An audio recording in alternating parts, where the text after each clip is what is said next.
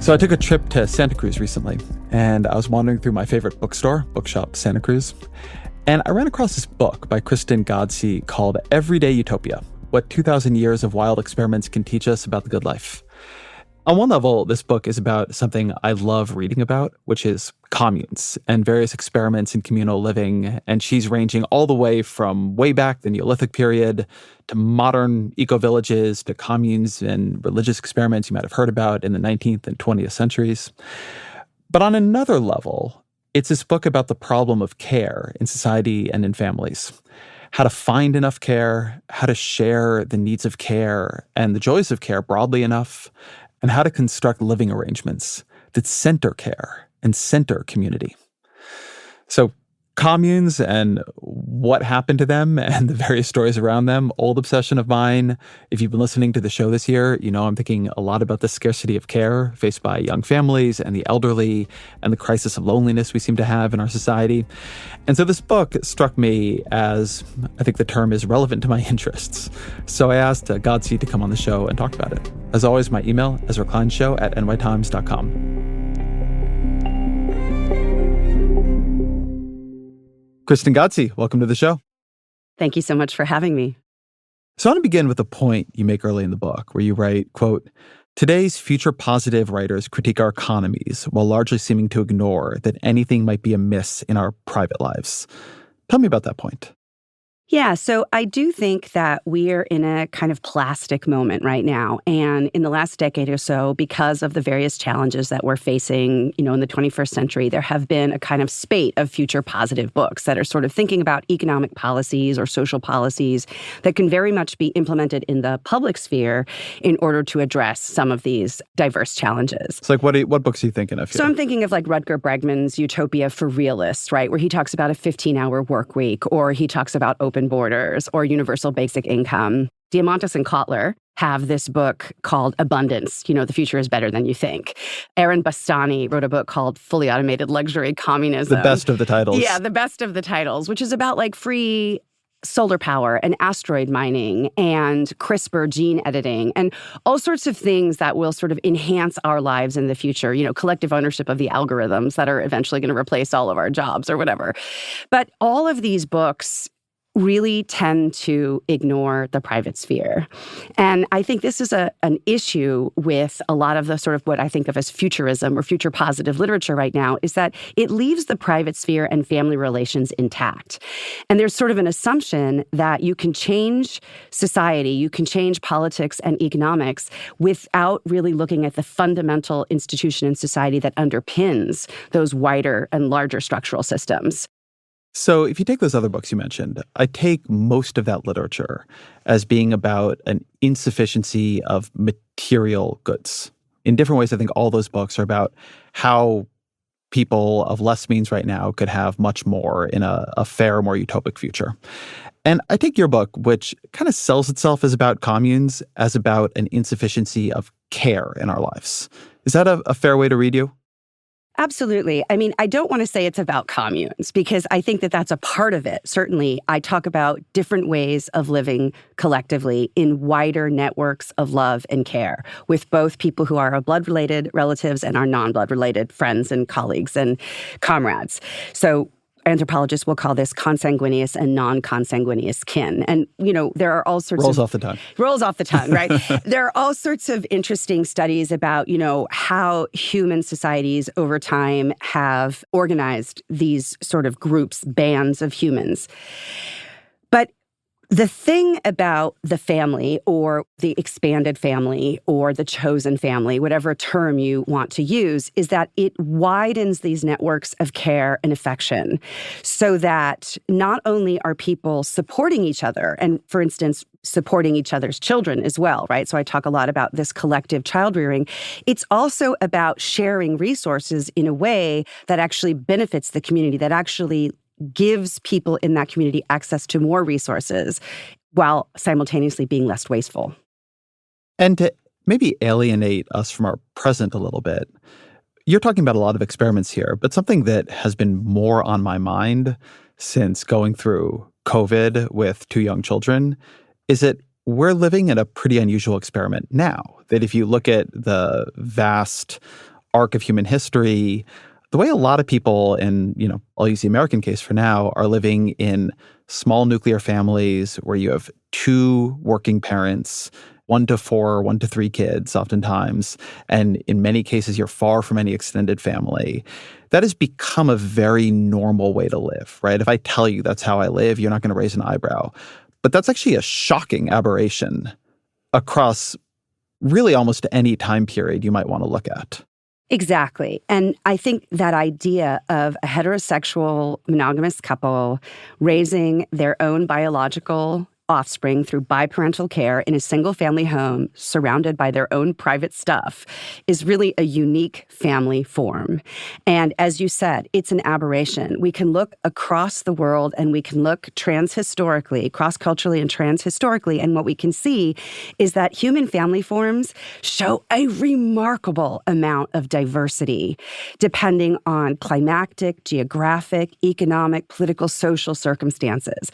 One of the things that makes humans so incredibly adaptive is precisely our ability to sort of shift our mating practices and our child-rearing practices in order to better suit the environments that we find ourselves in. So what I think that the book is trying to do most importantly is to destabilize this notion that living in the nuclear family in your own single-family private home with your stuff and your providing biparental care for your own biological offspring or your adoptive offspring, as is sometimes the case, that is just one way of organizing family life. And that way is completely contingent on a variety of historical circumstances that could change. So I want to read a quote from you here. You say, "We could be raising our children cooperatively in dwellings designed to enhance rather than inhibit social connection.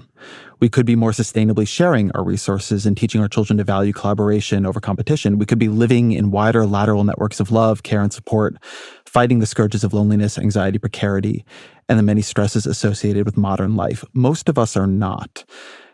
And I think a good starting question here is, why not? Many of us could. These things are available in some cases. There is intentional living communities. People could live near to their families, right? Living their extended family is a time-honored way of doing this. A lot of people aren't. So what is behind the choice to not, if these are such good ideas? So in a very sort of simplistic way, when you think about our architecture, right, the ways in which we literally box ourselves into single-family homes, we do not have the architectural options available to us in order to live in these wider networks of care and support. And as I mentioned in the book, some cities actually don't allow for non-blood-related people to share single-family homes. There are ordinances and zoning regulations and sort of NIMBYism around our houses. Similarly, collective child rearing, the upper classes, these classes that have the most to bequeath to their children through this intergenerational transfer of wealth and privilege, they often want to isolate their children from the children of others. And so when we look historically at the way children have been raised, they've been raised away from other children. And so there are these sort of historical practices that are by no means, quote unquote, natural. They're social constructs. They are the products of certain types of religious and political institutions that shape the way we think today is the quote-unquote normal way to raise a family. But that is in and of itself part of the problem. So tell me about the Kibbutzim. You spent some time on them in the book. I know a bit about them and have always been interested, but many people may not be familiar. So what were they? How did they work? And what are they?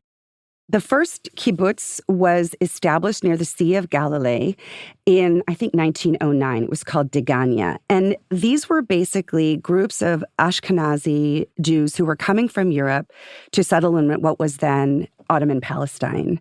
And they really believed in this idea of self-labor. So they were often associated with the Bund. Many of them had sort of socialist background, socialist ideals that they were kind of drawing from. So these were agricultural communities that basically did all of their labor together, owned all of their property in common, and raised their children in common. They were radically egalitarian communities. And they're very very important because they still exist to this day. Not all of them, many of them since the 80s have been privatized, but I think about 20% of them are still fully communal. And the one that I happen to have spent some time on back in 1990 is one of the ones that is still communal and was fully communal then, which is this incredible idea that people basically rotate through a variety of different jobs. Everyone eats together. Everyone has access to the same resources, and it's a sort of extended, non-consanguineous kin network that you're living in. It's very much like living on a college campus in the ways in which everything that you need is walking distance or bicycling distance from you. Did you live on one in the 90s? Yes. Tell me about that experience. Which one was it? How did you end up there? What was it like? Yeah, so it was Kibbutz Hatzarim. I was a college student at UC Santa Cruz, as I think you know. I'm a banana slug like you. And a very dear friend of mine was Israeli and decided to go back to Israel. So I ended up going to live with her for a couple of months on her kibbutz in Hatzarim near Beersheba in the Negev desert. And this was a kibbutz that had an avocado orchard. It had an irrigation factory where it made this irrigation tubing. And then there were a variety of other jobs associated with like the dining hall, washing dishes, looking after children, doing sort of cleaning and various chores that needed to be done in order to keep up the kibbutz. So we lived in basically sort of dormitories. There was a job board, and in the morning you were assigned to a particular place. You had some choice. You could express your preferences, but there was basically a kind of a labor requirement. And in exchange for your labor, working in the avocado orchard, picking avocados, or working in the night shift in the irrigation tubing factory, or doing the dishes, which was another, or working in the dining hall, all of these things, in exchange for your labor, a certain number of hours a day, you were basically given full room and board for the entire time that you stayed on the kibbutz. And tell me about the attitude in kibbutzim towards children, towards families, towards the education of children, because that's been a big part of that project. Exactly. And so the thing that's quite unique about the kibbutzim is that they raise their children collectively and from a very early age. Because many of these early kibbutzim were very poor, and both men and women had to contribute an incredible amount of agricultural labor in order for them to function. All of the children were kept together collectively in something called the Children's House, where there were a few women, and it was usually women, who looked after the children. Now, that didn't mean that mothers didn't have access to their children, but especially in the very early experiments, the children were raised collectively, and they also slept collectively. And so since there is almost 100 years of data from child psychologists who have looked at the children of the kibbutzim, we actually know a lot about collective child rearing because of the kibbutz experiments. And it turns out that collective sleeping was a disaster. For the most part, children did not get the care and attention that they needed from the few women who worked those night shifts. But the childcare that was offered in the Children's House during the day, with sort of dedicated caregivers that really followed the children as they aged before they went to school, those relationships were extremely secure and loving, and basically the parents and the caregivers sort of worked together. So it really is this idea of cooperative breeding, which is instantiated in this sort of more collective community. Now, over time, some of these have changed, right? Once the kibbutz got richer, they were able to build onto their houses, and then they had rooms for the children to come home so they could sleep at night. But it's a fascinating experiment, and what we know from those experiments is that children thrive in a community of loving, caring adults beyond just the nuclear family. The kibbutzim were a lighter version of this. You go through in the book some heavier versions, where one tension in a lot of these experiments is how much the specificity of love, of resources, takes away from the communality of them. And as such, I mean, it's easy enough to think about that in terms of money and sharing it or not sharing it. But one thing that a lot of these projects, these utopian projects, try to do is explicitly break the parent-child bond. Really tried to separate parents from their children, make it so all the children would have all the parents and all the parents would have all the children. But in doing that, try to sever that fundamental tie. As a parent reading this, I mean, I felt myself recoiling, right? If this is a cost of community, I don't want to pay that cost. But I'm curious how you thought about it, how you thought about reading it and kind of tracking the way that evolved and did in over time. So I'm a parent too. I have my own daughter who's now grown, but I also recoiled, in some of these experiments, particularly like the Oneida community, where it was very clear that the children actually did quite well. It was the mothers who suffered because they wanted the attachments to their children. The children were actually much more flexible, it turns out, than the parents are. At least in that experiment in the Oneida community, it was the mothers who suffered the most. Even in the kibbutz, right, it went from babies going to the children's house very soon after birth to like 3 months after birth so that mothers would have more time with their children. And mothers did increasingly assert their roles over the children. But I think that if you have more than one child, for those people who are a sibling, if you're in a family with more than one child or you have more than one child, you will know that parents are supposed to love their children equally. You can never ask a parent, which one is your favorite, right? That's sort of like a no-no of a question.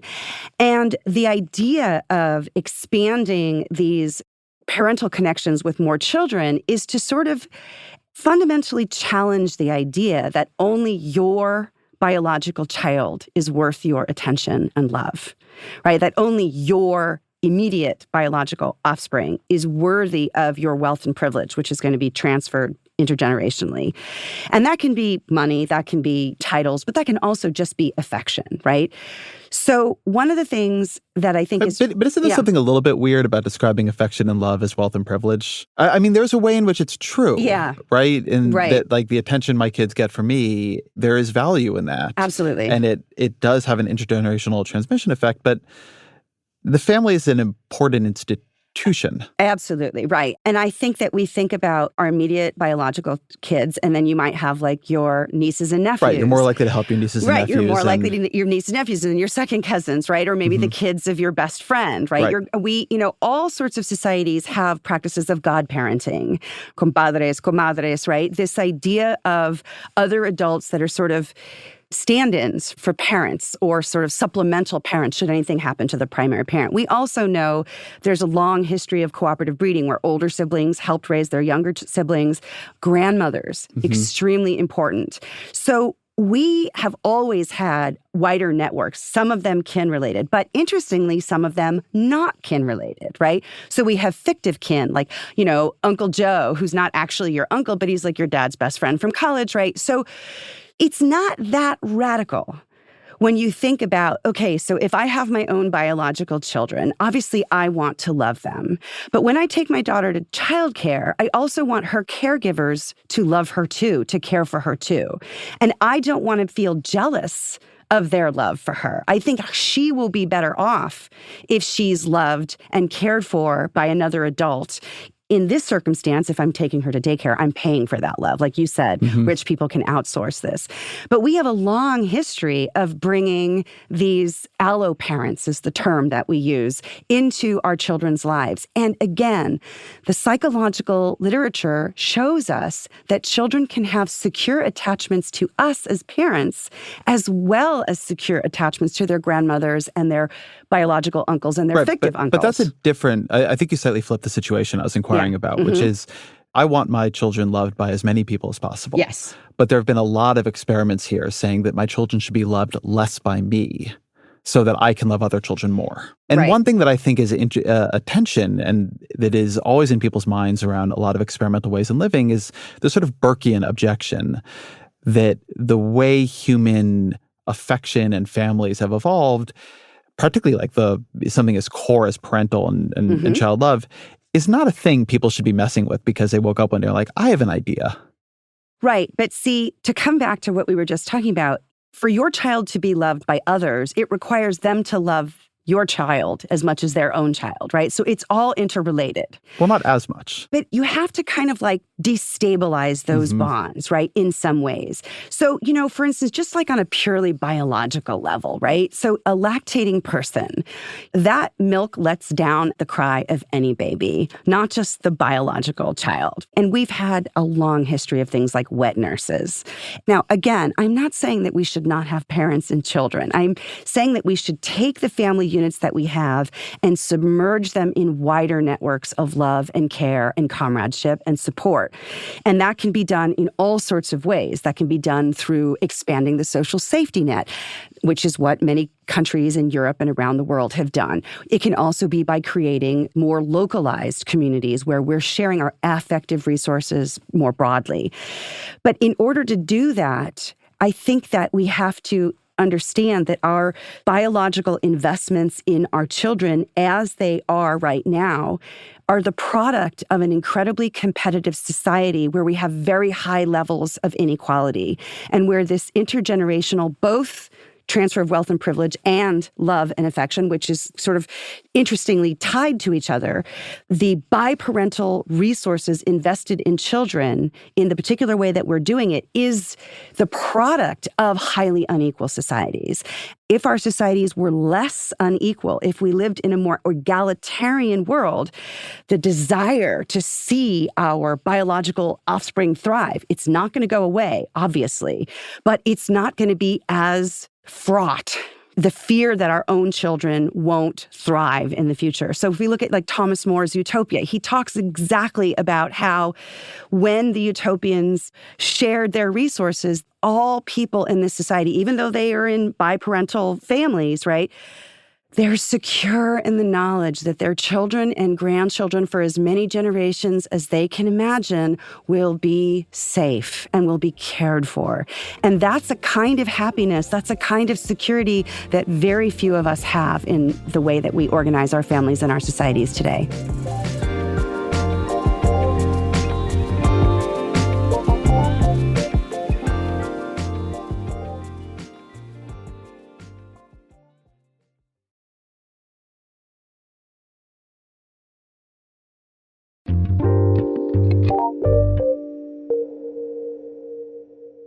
So I've always been fascinated by the kibbutzim. And one thing that happens is, I think it's dated differently in different places, but around roughly the 1980s, it began to go into decline. Yeah. The kibbutzim were a big deal in Israel. Mm-hmm. They're less of a common thing now. There was some thought that maybe this would become just like the way people lived, right? Maybe we had found a better way. And then it turned out people began making other choices to that. And I'm always interested in this. So what is your theory, or what did you see in your reading and research of why they went into decline? Because they were big enough that Yes. you could have imagined them going the other way if people really liked it. I do think that there were exogenous shocks that had to do with the global economy that put an extreme amount of pressure economically on the way that they were organizing their businesses and created international competition for their products in a way that gave them less of a competitive advantage. Again, you're trying to create a community within a hegemonic sort of global capitalist society. You're going to have pressures. But I also think that there was this sense that younger generations had issues. You know, they didn't want to go out and, become doctors and lawyers or professionals and then contribute all of their salaries back into the kibbutz, which is what's required of these communal communities so that the whole community thrived. So a lot of younger kibbutzniks left. But then, interestingly, particularly after 2008, what you see is they're starting to go back. And you're starting to see the emergence of urban kibbutzim, where a group of young people are starting to share their resources in non-rural agricultural contexts. Because again, the other thing about the kibbutzim is that they are largely agricultural. So as with many utopian experiments, the same sort of fundamental ideas fall off and then they reemerge under a different guise. And then they fall off and they reemerge under a different guise. And I think that's what we're seeing right now is this reemergence of this interest in these more sustainable ways of living. I was talking to a friend who lives in a kind of smaller intentional community. And it hasn't been going on for that long, so who knows if it'll work out in the long run. But I was asking him why it seemed to be working pretty well now. And one thing he said was that compared to a lot of communal experiments in the past, they weren't trying to create an economy too. Mm-hmm. They were just trying to live together. They were not attempting to also be a farm and also make maple syrup and also, Right. As many of these experiments in the past have been.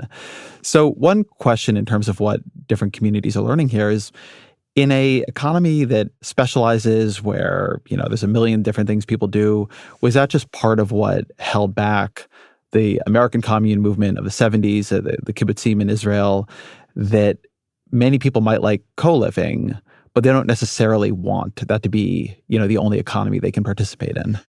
Right, exactly. So many of these intentional communities are very much based on this idea of self-labor, where everybody in the community is creating a kind of communal, industrial, or agricultural wealth that they are then sharing. And yeah, I absolutely think that that's really hard. So one of the most interesting communal experiments was a follower of Fourier in Guise in France between 1859 and 1968.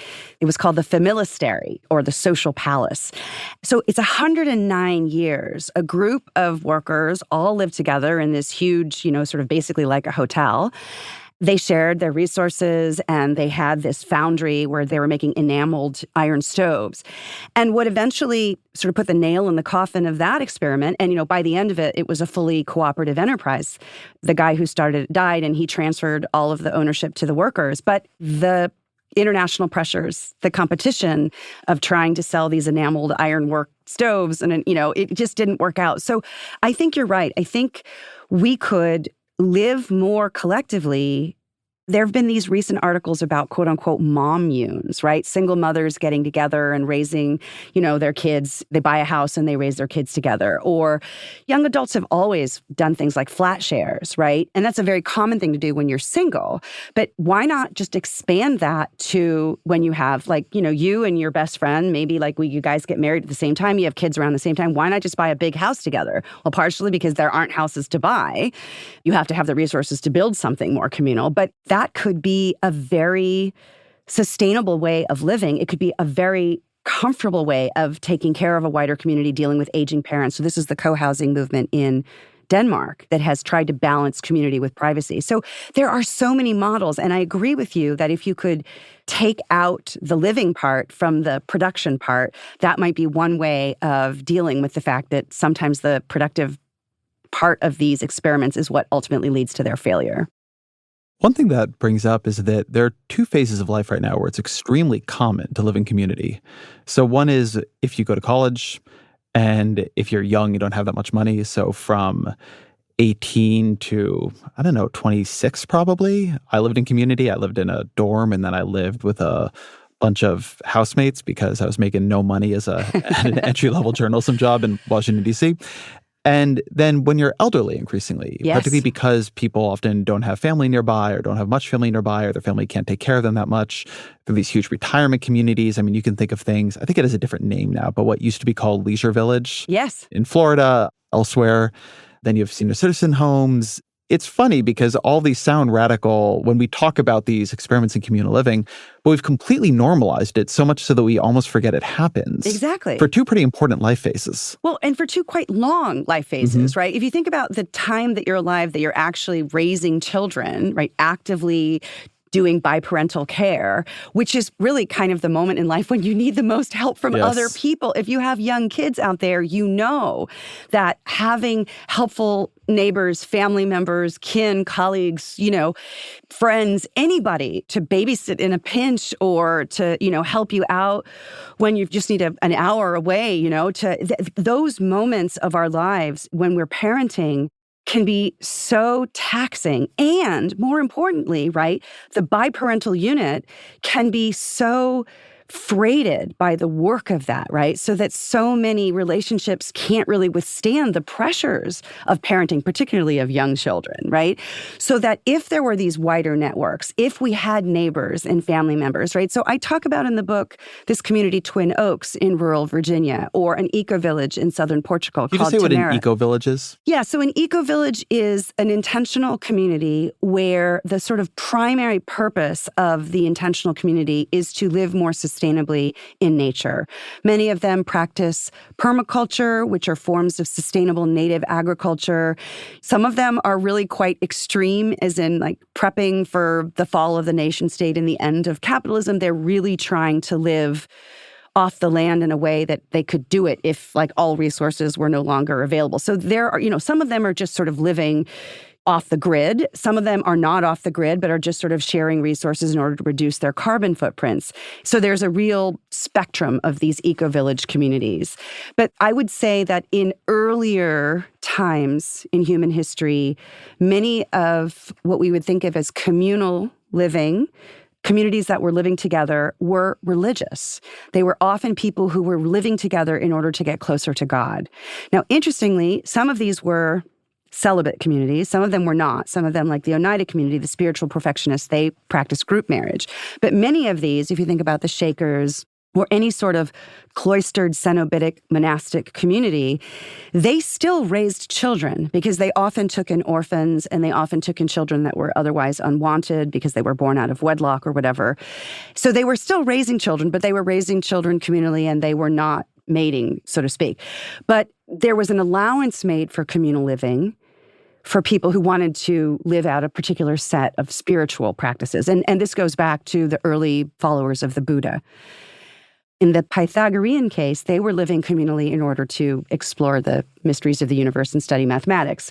But in those cases, the goal was a somewhat more spiritual one. Today, I would say that the major impetus for more communal forms of living, and again, these run the gamut, are to reduce loneliness, to spread out parenting more equitably, and the sort of daily work of life more evenly among a wider group of people, but really primarily to reduce our carbon footprint, because it's very clear that living in these communities reduces our impact on the earth. I wonder often how much of the loneliness crisis is simply the decline of not religion as a belief system, but religion as a social technology. So I remember having a conversation with Judith Shulevitz about her great book about Sabbath, and particularly Jewish Sabbath, but not only. And something she talks about there is in Orthodox communities, or actually any Jewish community that abides by the prohibition against driving on the Sabbath, you have to live within walking distance of your shul. And that isn't necessarily living in the community of one household, but it means there are a lot of people you're connected to very nearby you. Yes. And my understanding of the broader data on loneliness is that being more religious is associated with being less lonely, just because you're going to be very attached to some kind of social, spiritual institution, be that a church, be that a synagogue, be that a mosque, whatever it is. When you look at this and you look at how often these experiments were religiously motivated, and you think about just how much religion did hold people in things that were more like communal living, how do you think about the interaction between secularization and loneliness and some of these questions you're exploring? Yeah, so I definitely think that the religious glue, the shared set of beliefs, is very important for a lot of these communities.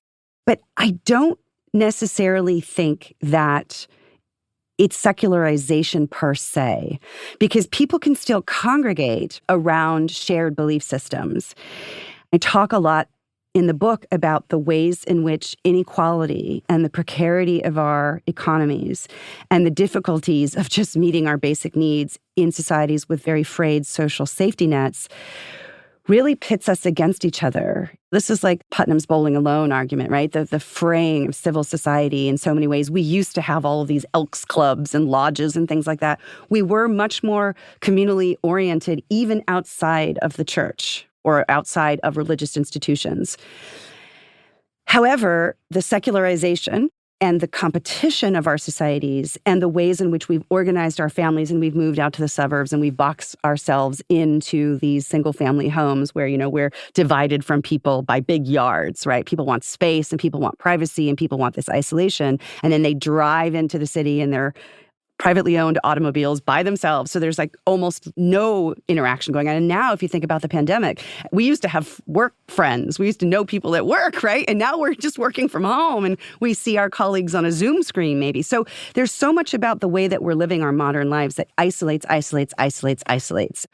And that's why I say that I think the eco-village movement is so interesting, because for some people, environmentalism has sort of become almost like a spiritual practice, right? The idea that we have to preserve the earth has sort of risen to the idea of a kind of non-material goal that people are aspiring to. And so I do think that it's really important to recognize that secularization is part of this problem, but it's not the only part of the problem. It has to do with the context within which that secularization is occurring. How do you think about the idea of wants? You just mentioned people get richer and they want to move to a bigger house in the suburbs.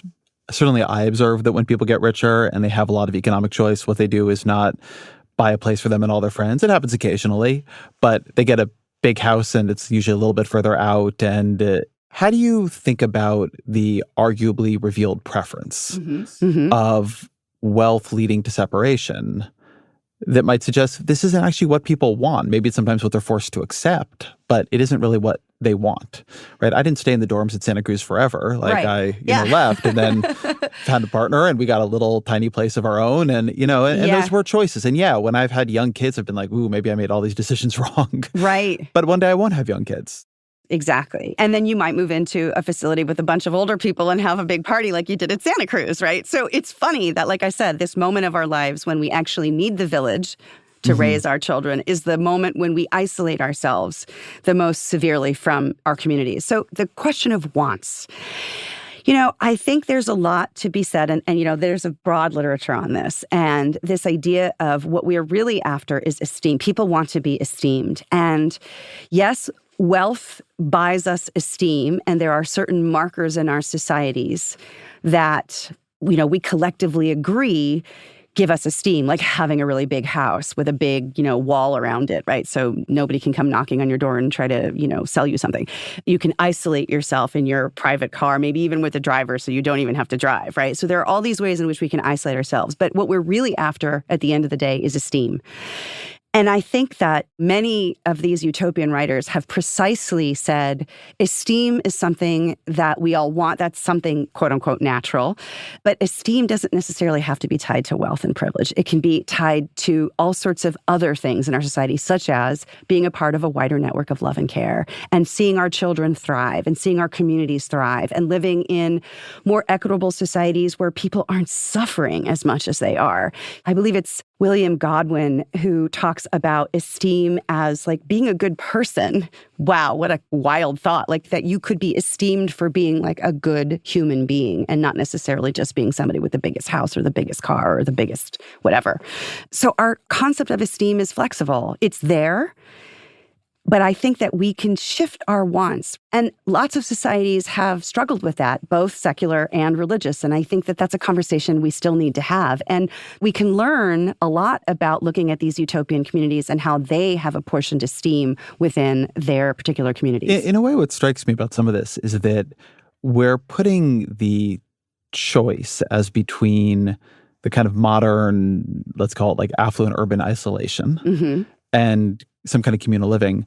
But historically, maybe, given that a lot of the experiments you look at are from earlier in the 20th or 19th centuries, they're actually putting a choice in a time when you had much more extended families. Yes. And so in some ways, at least one of the questions being raised here, you could imagine society saying, we've made a mistake.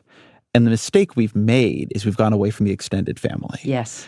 And we should hitch esteem to something more like relationships with your parents and, the fact that your cousins are near you and so on versus, experiments in different kinds of living. How do you think about that as the choice between relying more on our bigger family networks and looking kind of askance at people who maybe move away from, we moved to New York in part for my partner's family. But I've made moves that are just away from all family, right? I moved after college to Washington, D.C. because I wanted to follow my dream of being a political reporter. And that moved me away from my family. And, in another society, maybe people would have said, like, what a selfish jerk you are. Yeah. Here's where our economic priorities come into play. So I think you recently had Joseph Henrich on the show. And, he was talking about, in his work, he talks a lot about how communities with more expanded families have lower levels of economic development, and communities with fewer instances, for instance, of cousin marriage, I believe, is the specific thing that he's looking at. So the more nuclear our families, the higher levels of our economic development. He does this by looking at these global light maps, right, to show that. And a lot of other evidence. And a lot of other evidence. But there's, there are these things. So there's this choice that we're making about growth in a capitalist society or in a quote-unquote highly developed society. We're making a choice to isolate ourselves and our families for the ability to realize our professional dreams and hopefully increase our economic status and increase the economic status of our societies. I think when Certain kinds of conservatives talk about the breakdown of the family and the nervousness they have around this. They're really worried about not only the breakdown of the family, but the effects that will have on the economy, right? So if we were to submerge ourselves into more expanded networks of families, more kin, both blood-related and non-blood-related kin, these wider networks of support and care that I keep talking about, I think there's a fear that our economic productivity will be less, that we'll be less able to realize our dreams, that we'll be less able to innovate, to be productive, to extract resources, to create wealth, all of these things that are associated with smaller, more tightly blood-related families. But again, this is a choice that we are making as a society, and this is a choice that is not necessarily people are making it consciously. It's just sort of in the water of our societies that those are the things that we're supposed to want. I moved away from my family too. Academics are incredibly itinerant for this reason because we're constantly being sort of chasing after whatever tenure track position is available or adjunct position or whatever. Academics are an incredibly precarious bunch of people. And we are trading off, exactly what you said, like I'm a jerk. I left my family. I left the networks that I could have contributed to of my friends, my cousins, my colleagues, in order to pursue my own selfish individualist goals in life.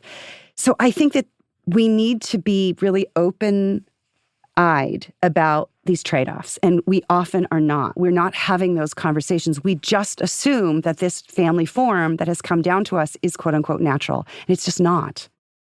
I think that's very well said, but I'm also asking a question from the perspective of, let's say society tomorrow woke up and was like, oh no. Yeah. Look at these loneliness numbers. Look how hard it is to raise kids. Look at, I mean, as you noted, I think glancingly there's a lot of increasing concern that our fertility rate is low. Way low. And if you're a parent, I don't think this is a mystery at all. Right. It is extremely hard to have children. It is basically not manageable. And the idea that I would have 4 of them, I don't know how much time and energy you think I have. You can't, you're not going to turn that around in a society built like ours. Like you have, and the point there is not like slightly more family-friendly policy. You would actually have to rebuild this totally. So let's say though, that you woke up and you're like, oh no, we want to.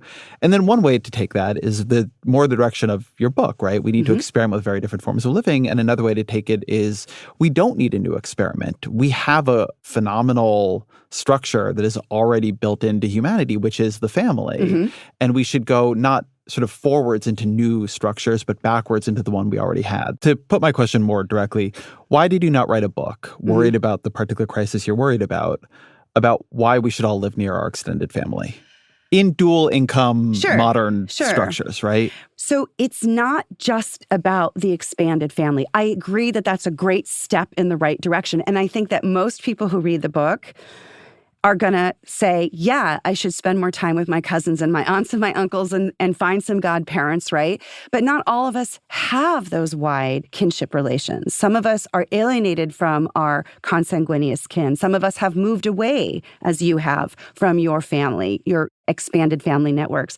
So that doesn't mean we have to just throw up our arms and give up, right? It means that we can create families, this sort of concept of fictive kin, right? These affines. We can find ways to build community. And that creates the same type of familial relationships. And we can formalize those things, right? So there are new ways of quote unquote Platonic parenting, right? So people who are not necessarily in a romantic pair, but who decide they want to have children. And guess what? It turns out that Platonic parents are going to make choices about who they're Platonic parenting with a lot more rationally than those of us who fall in love with our partners and have kids, right? And then when the love fades, there can be problems. Or again, when the stresses of child rearing freight those relationships. And, basically marriage is also a practice of forging kinship bonds, right? So the reason I want to think about 2050 rather than 1950 is because I think 1950 in the United States at least, and I think in many parts of the developed world, is much more about consanguineous kin. And I really want to talk about the possibilities of non-consanguineous kin, which often have been a feature of these utopian communities over time and across cultures. Let's talk about Platonic parenting, because I actually know now a bunch of people doing that. I know 3 people raising 1 kid. I know 6 people raising 3 kids. And they're very beautiful households. It's not that common, but it certainly seems to me that it's becoming more common. I believe there have been some legal decisions that are, actually recognize those as rights. And then, of course, you have something much more common today than it was 100 years ago, which is you have families where the parents divorced and now they're step-parents. My parents are divorced. I have a stepmother who is wonderful. I'd be curious to hear, even aside from the question of experimental living, about some of these experiments in parenting. Absolutely. So that's another kind of concrete way in the book that I talk about how our laws are a little bit out of date, right? So only some states allow for things like tri-parenting or multi-parenting, where if you have a step parent, or a bonus parent, they like to call them sometimes, if that bonus parent wants to become a guardian of a child, the biological parent often has to give up their rights. There can't be 3 legal guardians to a child. Now, that's changing in some states. Maine is one of them. You also have this thing called mitochondrial replacement therapy, where you can literally have 2 biological mothers and 1 biological father for 1 child. So literally 3 biological parents. Our laws around parenting, multi-parenting, and guardianship are completely out of date, right? So I think particularly in communities where you have same-sex couples and you may have a sperm donor or an egg donor or a surrogate mother, there are going to be constellations of family forms that are not going to fit the traditional way that we imagine the heterosexual nuclear family. And so we are starting to see all of this creativity around how people are parenting. Some of it's Platonic parenting. Some of it's, single mothers, right? Like the mommunes, right? So single women who are divorced or widowed or maybe who never had a partner who are banding together. They're not necessarily in romantic relationships, but they're deciding to share their resources and their attentions to raise their children together. Parenting is stressful. It can take an incredible amount of time and energy and resources, but it can also be incredibly joyful. It can also be incredibly rewarding. I'm a mother. I, love my daughter. And as hard as it was, I would not give up those experiences for the world. But why not share them? Why not spread it around? It would be so much easier for all of us. And I'm not saying that we should run out and have 15 other co-parents, right? It could just be 1 or 2 or 3, and it could just be a grandmother or an aunt, right? So there are all sorts of ways in which we can think creatively about the family. And yes, some of these utopian experiments, as you've been pointing out, are extreme. The point is that sometimes we have to look at the extremes and then walk ourselves back from them and say, okay, so maybe my kids should spend more time with their godparents. Maybe my kids should spend more time with my sister and her kids. Maybe my colleague who has kids around the same age as mine, we should do more sleepovers, right? So there are all sorts of ways in which you could imagine just bringing other allo parents into a relationship.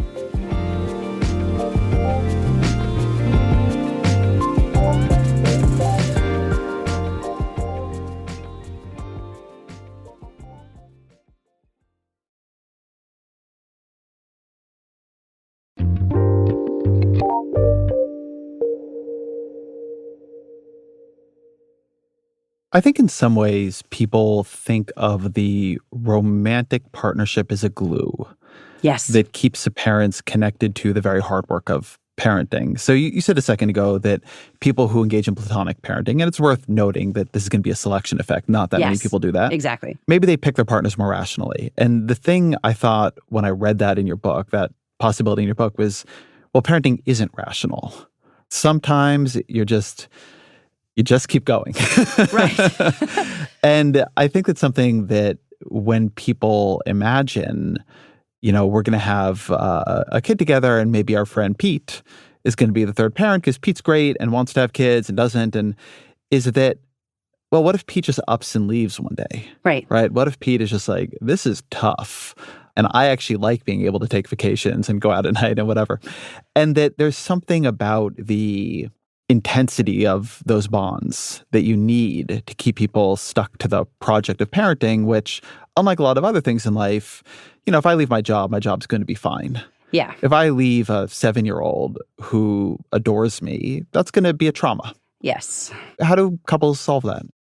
one of the big questions that a lot of these communities have grappled with, right? Both on a very local scale as well as on a huge national scale when we think about experiments in the 20th century. So, a couple years ago, David Brooks wrote this wonderful article, The Nuclear Family Was a Mistake, in The Atlantic, where he really talks about how the precarity of the romantic bond is actually really destabilizing for children because of high rates of divorce, because of abandonment, increasing numbers of single mothers, right? So what do we know right now? We know, A, that a lot of young people are just deciding not to have kids because it's hard. So birth rates are declining. For the people who do have kids, they're straining under the demands of parenthood, and that's straining their relationships, right?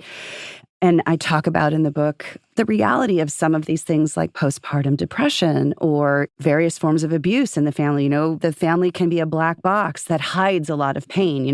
There is this very important role that the stable couple plays in keeping parents invested in the children, but that phrase, and there are a lot of examples of parents who don't do such a great job of parenting. So what is the solution, right? Well, there are a couple of ways to go about it. So from a more sort of socialistic or democratic socialist or, wider social safety net point of view, you can invest resources in publicly funded childcare, like universal, right?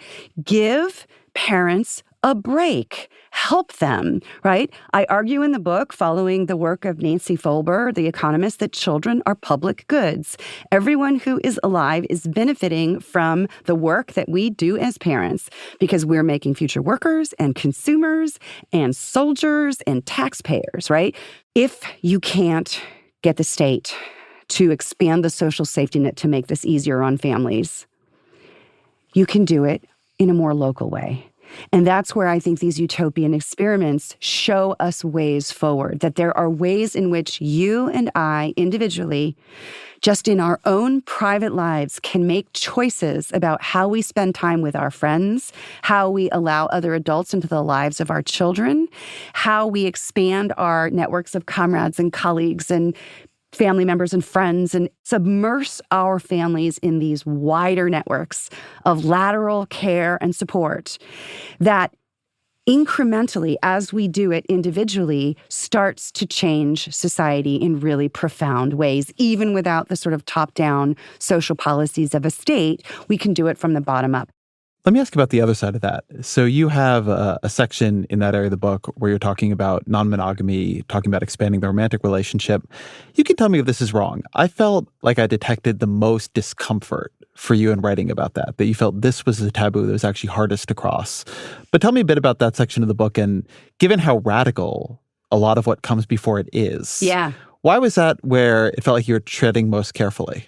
So I think of our sexualities and families and romantic relationships as this really diverse spectrum.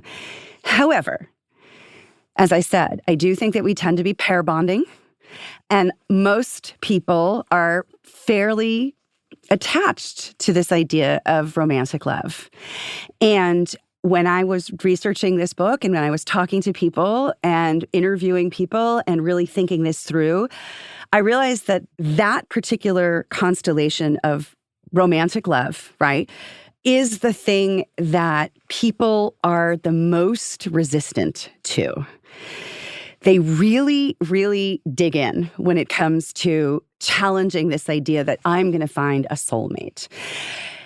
And I think that's a particular function of the fact that in our world, where we don't live in these wider networks of expanded love and care and support, our romantic partners are where we get our validation. It's where we get our affection. If I have to share my romantic partner with somebody else, right, that means that I'm getting less. Like, it's really zero sum, right? So some partners can be very, very protective of each other. Like when you're in your 20s, you may have a lot of friends. When you couple up, you might start to get couple friends. And then your couple friends start to shrink, especially as you're raising kids, right? So there's a way in which romantic couples really start to depend on each other for a lot of their emotional needs. And I think that the beauty of non-monogamous forms of relationships, or even monogamous pair bonds that are like submerged again in these wider networks, is that you are getting emotional support and validation from other people so that your partner isn't the only person in your life who is giving you all of this, attention that we all need. So we freight our romantic relationships with so much. They have to do so much. They have to be so much that if we lived in either societies with expanded social safety nets or if we lived in these wider communities, our relationships, our primary romantic ties would be so much less burdened by all of these various tasks that they have to perform in order for them to be successful. Well, let me ask a question in favor of that and then a question more skeptically. So you have I thought, a very lovely quote from the scholar Kim Tallbear, who writes, "What is possible with a model in which love and relations are not considered scarce objects to be hoarded and protected?" And one thing I found interesting about that quote was the idea of scarcity in there. Yeah. That a lot of what is being thought of in utopian imaginings of all sorts, from the material utopianism of some of the other books you mentioned at the top here, to the parenting structures we're talking about, to the communal structures we're talking about, is the idea that one thing we're trying to triumph over as human beings is scarcity, particularly artificial scarcity. Yeah. And the idea that love, and even romantic love in our lives, is artificially scarce is a kind of interesting idea that has been, both for good and for bad, looked at and experimented with. But I'm curious how you think about that within that wider project here of experimenting around scarcity and abundance. So a lot of my previous work is precisely about this idea of how in capitalist societies, we often think of our romantic attachments in transactional ways. And a lot of that has to do, again, with economic precarity and, what are often called marriage markets and whether men are marriageable or unmarriageable, and the way that sexual selection and choice works and how we view resources attached to relationships, right? So there is this concept, I think, that particularly in our societies, that men are providers and that women choose their romantic partners on the basis of whether or not those people can provide. And this gets into a really interesting question about scarcity. What are the things that are being transacted on either side of these relationships? Is it sex? Is it attention? Is it resources? Is it sort of affective support? Is it biparental care for children, provisioning for offspring? So I think that every single one of these communities, with very few exceptions, really thinks of love and attention as a kind of boundless resource that should be shared. And this really runs the gamut from secular experiments to religious experiments, even experiments that, as I said, are cenobitic monastic celibates, right? Love is this thing that just multiplies, right? If you give it out, you get it back. That's the theory, right? There's not a pot of it that gets depleted as you pull it out. Right now, I guess in the extreme, some people can become affectively drained if they're doing extreme forms of care work. Psychologists have recognized that. But for the most part, right, if we have lots of connections with others, and exactly what Kim Tallbear says, right? If I am richly fed, who can I feed? If I feel love and support, how many other people can I also love and support? What I'm trying to say is that scarcity as a concept is something that gets attached to emotions. It gets attached to attention. It gets attached to these sort of non-material resources, right, that we have. You were saying the attention, the affection that you give to your child has really harmed what I give to my dogs. Yes. Yeah, right? I'm not sure love is bounded, but time is. And care is. Time and care are definitely bounded, for sure. And, I often get into debates about time. When we say that we don't have time for people, I don't have time for my friends, or you're cutting people out of your life. The idea is that time is a valuable commodity. And, Jenny Odell's recent book about saving time and the way that we have come to think of time as this fundamentally sort of fungible asset that we allocate in order to achieve certain goals. I think that that's a big problem. And that's one of the things that many of these utopian communities are trying to claw back, right? Is to bring time out of the realm of commodification and into the realm of something that we share more abundantly with others. The flip of this is that when I have read accounts of a lot of the communes in the 70s in America, when I even read accounts in your book, there's a sense that free love, that group marriage, dating, polyamory, etc., has been destabilizing for them. I mean, you also talk about communes, I forget which ones, but where the kids didn't want to come back. Yeah. Or people just left because they wanted to be able to have stable partners. And they didn't want to be in a context where there was a lot of pressure to be sharing their partner. Sharing is also always weird language like that. But to be shared also, right? Some of these, there's also a feeling this can become exploitive, right? There's even if you don't want it, you have to do it, or you some kind of uptight prude. Then there's also the very dark sides where you get charismatic leaders and all of a sudden you have kind of harem situations. Exactly. So within there's a different context of just people's romantic and relational dynamics in their lives. But within the context of the history of communes, how do you read that? Because I think that is one of the big kind of stereotypical takeaways, that a lot of these collapsed in a sort of nightmare of abundance becoming endless drama. Exactly. And so this is a perfect point to come back to where you said that there's that moment of reticence that in the book. And that's because in societies and communities where people were still primarily pair bonded romantically, they lasted a lot longer. And their children were much more willing to remain in those communities because, like the Oneida community, there were prohibitions on what Noyes called exclusive love, right? Because they thought it was sort of like some aberration for people to be selfishly in love and not to share their sexuality and their attentions with a wider group of people. So they literally prohibited romantic pair bonding, which is something that I think is a real mistake, to prohibit it. And so the key thing for me is the separation of our mating practices from our child-rearing practices. I think that any prohibition on pair bonding is going to, now, maybe in a different world, in 100 years from now, 200 years from now, it could be different. But I think that there's still going to be, we're socialized in a particular way to really believe in those primary romantic attachments. Now, they can be open, right? And we also, in polygamous societies, there are multiple wives, right? You have, I think I talk about like Mitterrand in the book, you have men who have wives and mistresses, right? They're like stable relationships. Mitterrand being the former French president, right? Whose mistress was at his funeral, invited by his wife. Invited by his wife. Exactly, right? So even in societies where you have socially imposed universal monogamy, where legally speaking only one wife for one man, it's sort of a social imposition of monogamy, you still have these practices whereby people can have longstanding relationships with more than one person. But the pair bonding, right, is the thing that is really hard to disrupt. And that's why I think it's very important to say we can open it up, but the more important thing is to say that whatever our romantic mating practices may be, whatever our interpersonal relationships are, they don't necessarily have to be the container for child rearing.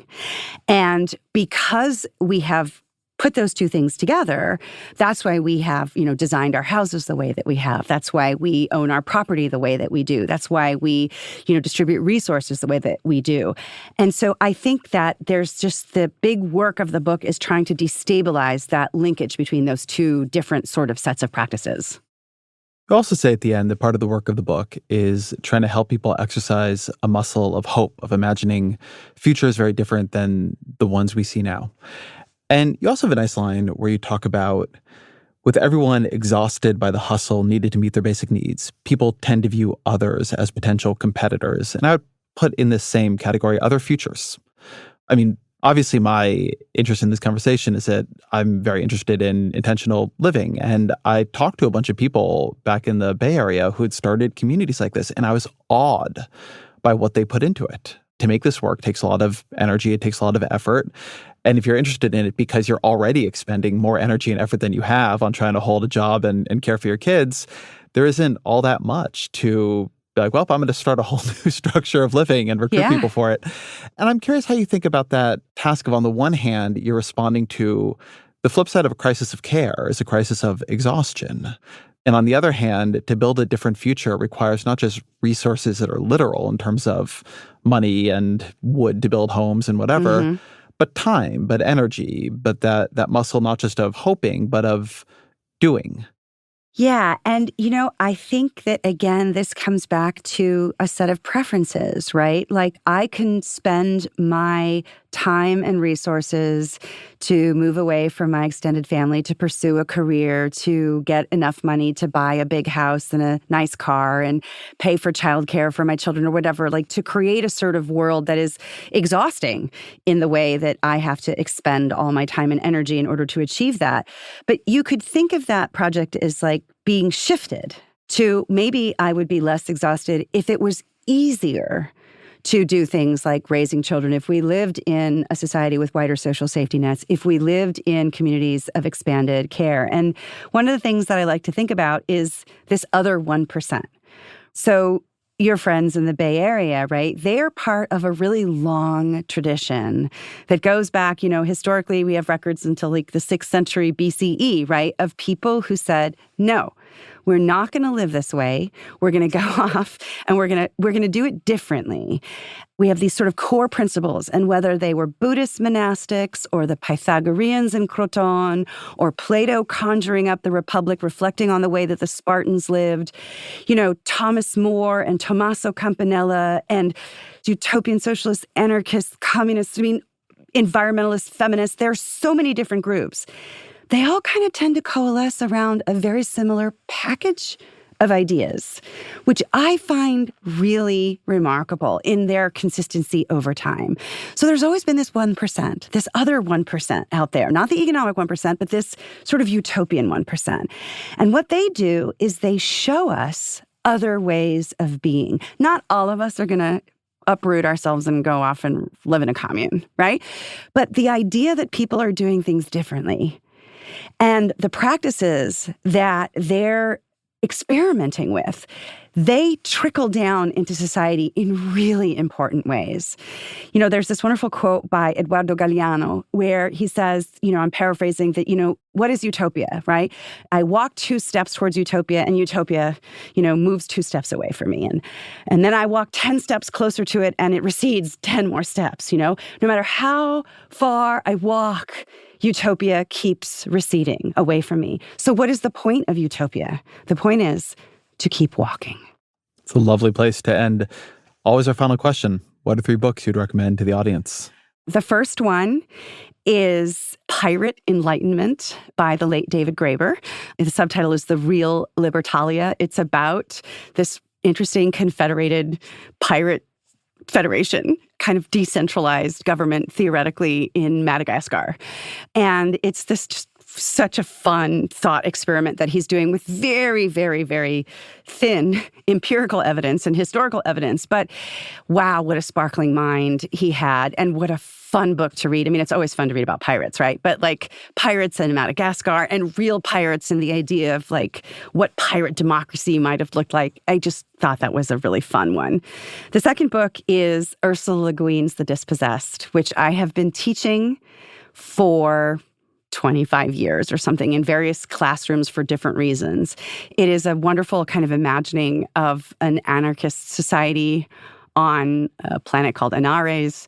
And it was written in 1974, and it sort of reflects on the deficiencies of both capitalism and communism as it was in the 20th century in this really interesting way that sort of makes young people, and has always made me, every time I reread it, really try to think outside the box. She read a whole bunch of Peter Kropotkin before she wrote the book, and she was just playing around with how would you actually make this work in practice. And then the third book is Gender and the Politics of History by Joan Wallach Scott, who, as a grad student many years ago, kind of broke my brain and really gave me this sort of language of trying to understand patriarchy and trying to challenge patriarchy through a certain way of thinking about history. And so Joan's work, she had this like sort of incredible essay called Gender, a Useful Category of Historical Analysis, which is included in this book, which sort of, I think it's like one of the most downloaded papers of the American Historical Review ever. It really just sort of created this whole new world of thinking about the way we live our lives that has been really profoundly influential to me over the years. Kristen Ghodsee, thank you very much. Thank you so much for having me. This was such a fun conversation.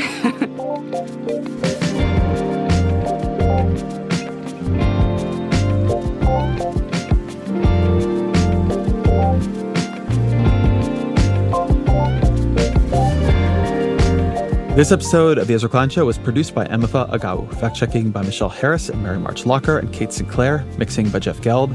Our team also includes Annie Galvin and Roger Karma and Kristen Lin. Original music by Isaac Jones, audience strategy by Shannon Busta. The executive producer of New York Times Opinion Audio is Annie Rose Strasser, and special thanks to Sonia Herrero and Christina Samuelewski.